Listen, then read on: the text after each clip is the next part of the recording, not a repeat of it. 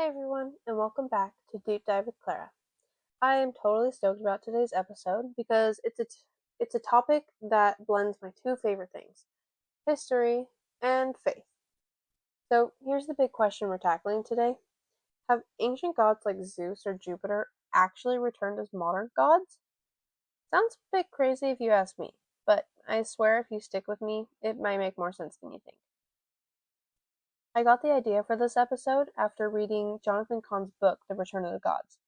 Kahn argues that these ancient deities weren't just myths, they were spiritual forces that influenced entire civilizations.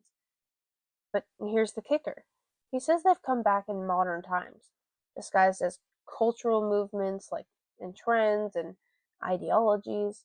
So as a Christian, you can imagine how this blew my mind. So today, we're going to explore how ancient gods shaped history, how they compared to modern gods, and what this all means for us today. Let's dive in. So, let me tell you how I got interested in this topic. Last month, I was talking with my mentor, Jen. She's one of those people who can make even the most complicated ideas sound fascinating. And she started talking about Jonathan Cahn's book. She explained how Kahn connects ancient pagan gods to modern cultural issues. At first, I was like, wait, what? How are Zeus and TikTok related? But as we kept talking, I started seeing all these connections between ancient civilizations and the world as we know it today. For example, Jen pointed out how ancient people worshipped gods to gain control over their lives, like praying to Poseidon for safe voyages, or sacrificing to Demeter for good harvests. And then she asked me, what do people worship today? And that question stuck with me because it made me realize that even though we don't have literal temples anymore, we still have things we idolize, like money, fame, success, social media, you name it. That conversation was my aha moment, and it's what inspired me to dig deeper into this topic. So let's start with a little history refresher. Ancient civilizations like Greece and Rome had pantheons of gods who weren't just characters in myths, they were central to daily life. Zeus was the king of the Greek gods, ruling over the sky and thunder. The Romans adopted him as Jupiter, but added their own spin on his personality and role in society. There were other gods like Aphrodite, the goddess of love, and Ares, the god of war, and Hermes, the god of commerce, who represented different aspects of life and human nature. But here's something fascinating. These gods weren't always benevolent or moral. In fact, they often embodied chaos and human flaws, like jealousy, greed, and vengeance. For example, in Babylonian mythology, Marduk created the world by defeating Tiamat, a sea monster who symbolized chaos. So these gods reflected humanity's struggle to understand forces beyond their control, whether it was nature, fate, or morality. Let's fast forward to today.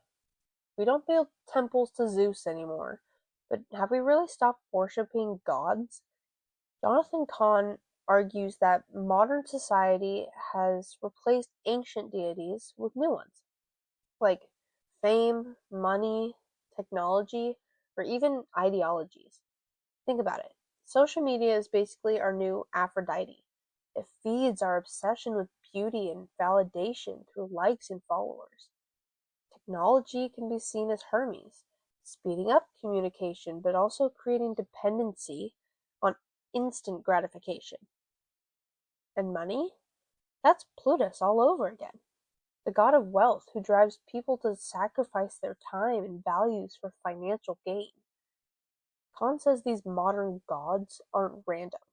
They're spiritual forces that have resurfaced because society has rejected traditional values rooted in faith and morality. When people stop worshiping God, Big G, man upstairs, they don't stop worshiping altogether. They just find new idols. Here's where things get really interesting. Both ancient and modern societies struggle with chaos, but they deal with it differently. In Babylonian mythology, chaos was literally personified as Tiamat, a dragon-like sea monster that Marduk had to defeat to create order in the world.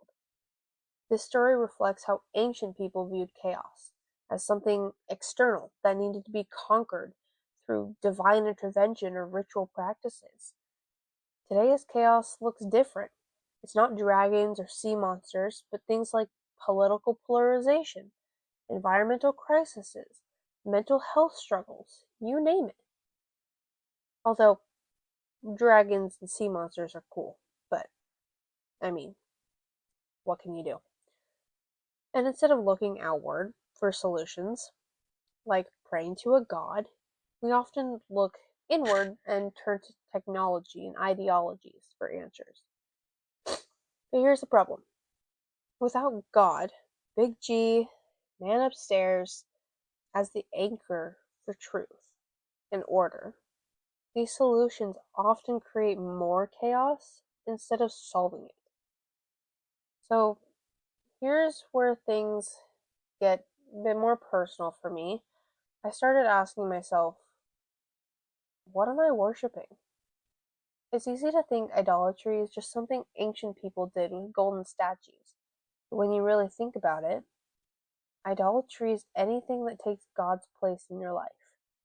For me personally, I realized I was idolizing success, like obsessing over my grades or trying to prove myself through achievements, instead of trusting God with my future.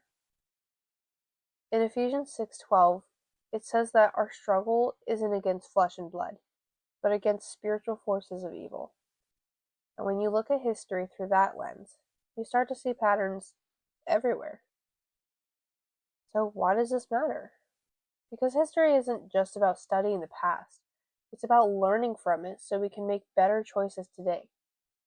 Ancient civilizations turned to gods for purpose and control because they felt powerless against forces like nature or fate. And honestly, aren't we doing the same thing if we're truly honest with ourselves? Whether it's turning to technology like social media for validation or relying on technology for answers, we're still searching for something bigger than ourselves. So here's my challenge for you. Take some time this week to reflect on what you're worshiping.